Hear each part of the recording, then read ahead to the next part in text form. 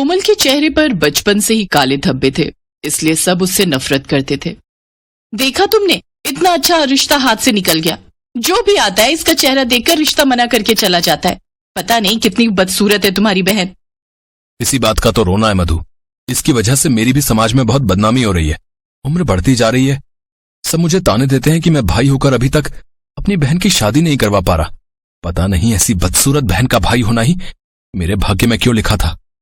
अब बस भी करो, तुम दोनों तो कोमल के पीछे ही पड़ गए हो। इसमें उस बेचारी की क्या गलती है? जब ये पैदा हुई थी तभी से इसके चेहरे पर यह निशान है।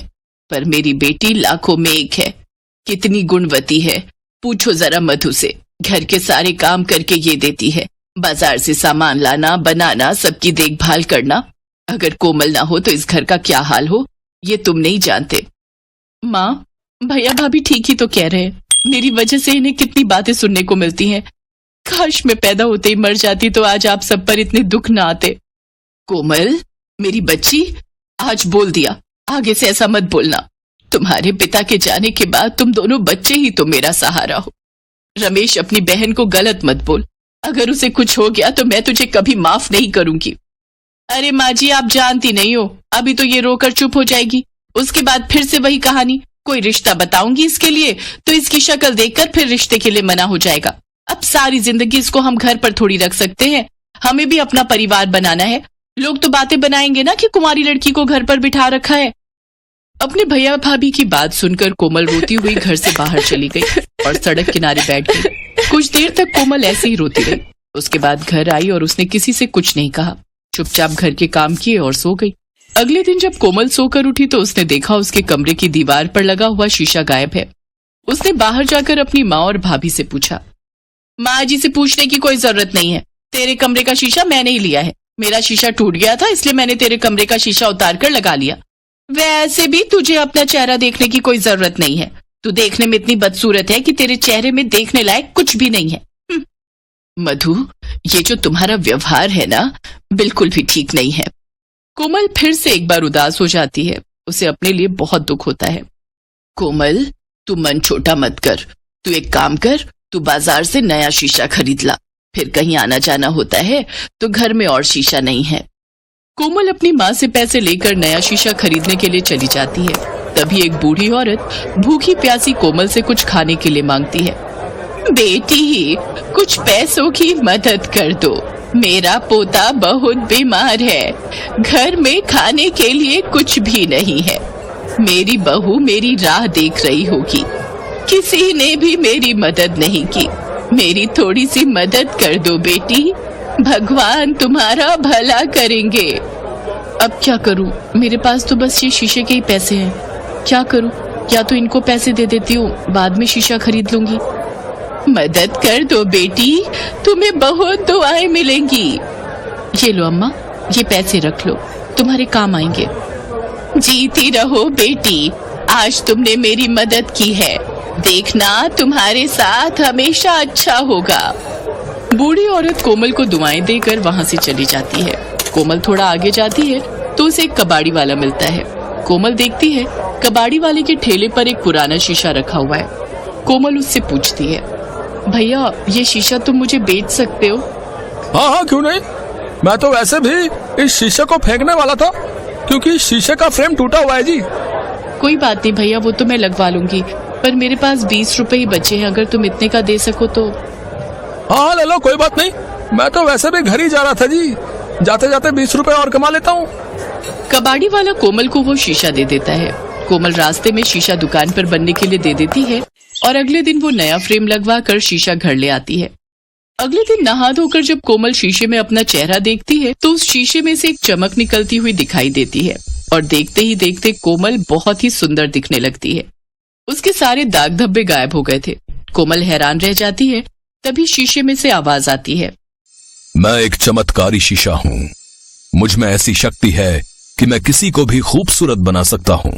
मैंने तुम्हें भी खूबसूरत बना दिया। मैं जानता हूँ कि तुम बहुत अच्छे स्वभाव की हो और मैं उन्हीं की मदद करता हूँ जो दूसरों की मदद करता है। मैं पहले एक जादूगर के घर पर इस्तेमाल होता था। जब मैं टूट गया तो उस जादूगर ने मुझे कबाड़ी वाले को बेच दिया। उसी जादूगर की कुछ शक्तियां मुझ में भी आ गईं।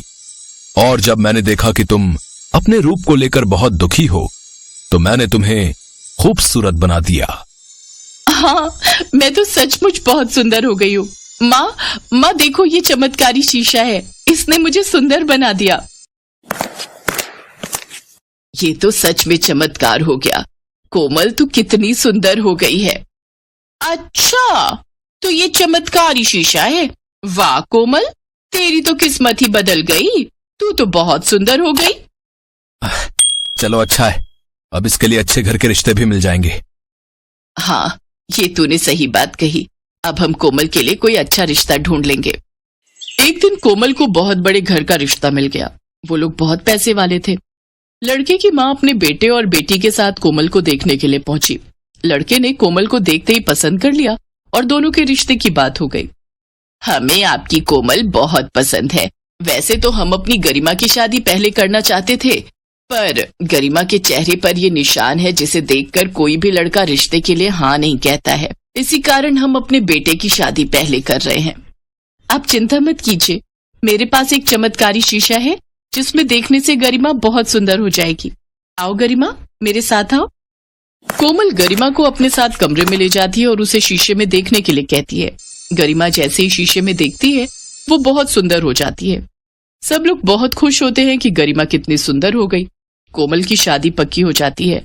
शादी का दिन नजदीक आ जाता है। कोमल का रिश्ता इतने बड़े घर में जुड़ता देख उसकी भाभी ईर्ष्या से भर जाती है और उस शीशे को जानबूझकर तोड़ देती है। शीशा टूटते ही कोमल फिर से अपने रूप में आ जाती है।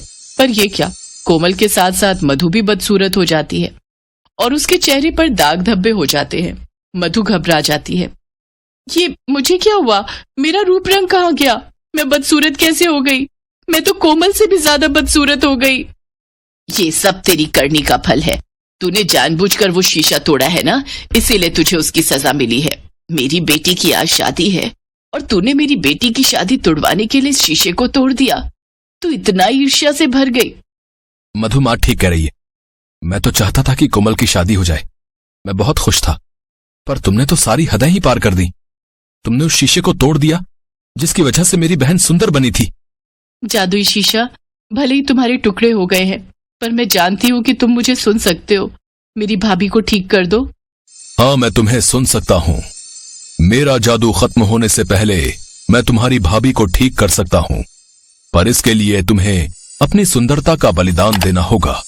अगर तुम्हारी भाभी सुंदर हुई तो तुम्हें हमेशा के लिए अपने इसी रूप में रहना होगा जिसमें तुम पहले थी। बोलो, तुम्हें मंजूर है? हाँ, आप मेरी भाभी को ठीक कर दो। मैं पहले जैसी ही ठीक हूँ। मेरी किस्मत में जो लिखा होगा वो मुझे मिल जाएगा, पर मेरी भाभी को इतनी बड़ी सजा मत दो। कोमल की बातें सुनकर मधु की आंखों में आंसू आ जाते हैं। जादुई शीशा मधु को ठीक कर देता है, पर कोमल अपने पहले वाले रूप में ही रहती है। मधु को अपनी गलती का एहसास हो चुका था, पर अब डर था कि कहीं कोमल के ससुराल वाले उसे इस रूप में देखकर शादी के लिए मना न कर दे। पर ऐसा नहीं था। कोमल, तुम्हारी सुंदरता तो तुम्हारे भीतर है। व्यक्ति अपने व्यक्तित्व से सुंदर बनता है, ना कि ऊपरी सुंदरता से। तुम हमारे घर की बहू जरूर बनोगी। हमारी गरिमा तुम्हारी वजह से सुंदर हुई है। तुमने जो उसके लिए किया है वो कोई भी नहीं कर सकता। बहन जी, शादी की तैयारी शुरू कीजिए। हम शाम को बारात लेकर समय पर पहुंच जाएंगे। कोमल दुल्हन के रूप में बहुत सुंदर और प्यारी लग रही थी। ये सुंदरता उसकी अपनी खुद की पहचान थी, जो उसके व्यक्तित्व को और निखार रही थी। कोमल अपने माँ और भाई भाभी के गले लगकर खुशी खुशी अपने ससुराल विदा होती है।